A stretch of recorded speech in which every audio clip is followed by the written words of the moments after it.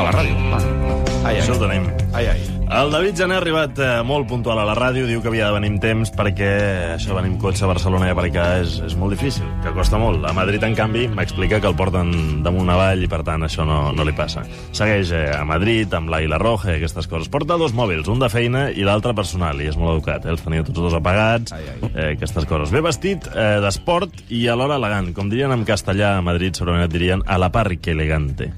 Sabates d'esport de color marró, texans, camisa blanca, coll Mao, molt Gaspar, és veritat, Mas, i una americana negra de pana. Avui potser passaràs calor, no ho sé, Fa fresca? Granollers, deu ser. Com passa últimament, el convidat d'avui tampoc no porta rellotge, ni pulseres ni collars. No sé, el temps tampoc importa aquí. És igual si ets polític o actor.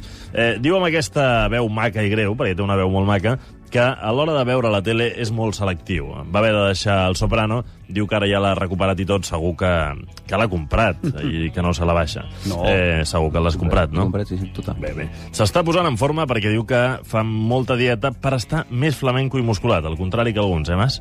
No, si jo justament guanyar pes no hi ha problema. No, per això, sí. La musculatura seria una altra cosa. Ell la fa pel contrari, sí. Tan sec. I no sé si té a veure amb la dieta, però lo de la cervesa d'Am jo no ho he vist clar. Hem dit en el perfil digital lo de la cervesa d'Am i li he vist una cara, una certa confusió que no... No se li escapa res. No ho veia clar, no. Tampoc he vist gaire clar això de la nòvia, També han dit una portada no sé quina revista i també ha fet una cara estranya, no sé si perquè no tingués nòvia o perquè lo de la revista aquesta no l'acabava de convèncer o no sabia de què anava la cosa. Perquè ho hem dit.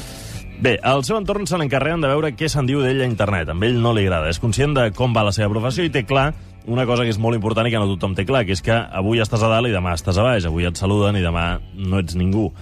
Mas, per cert, això que li preguntes al convidat si tot la vida...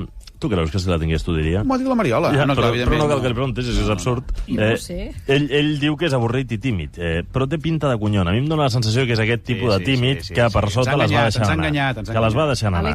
Ja ho ha fet, ja ho ha fet. Les anava deixant anar a poc a poc. A casa té llar de foc, això per si interessa el sector femení o masculí, és igual. I fa carn i calçots. Ha destacat allò dels calçots, que és important. Segurament fa més calçots que no carn. Cada cap de setmana s'escapa de Madrid, intenta tornar a casa. També sapigueu, si aneu a casa seva a menjar calçots, que de nen era un grupi, però ho segueix sent una mica. Llavors tenia pòsters de Bruce Lee i Van Damme, ara els té de Dean, Marlon Brando, etc.